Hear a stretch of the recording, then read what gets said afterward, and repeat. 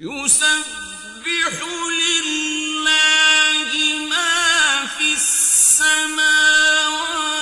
وما في الأرض الملك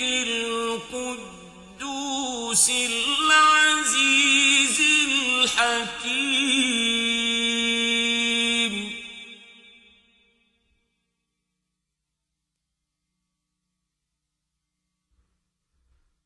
هو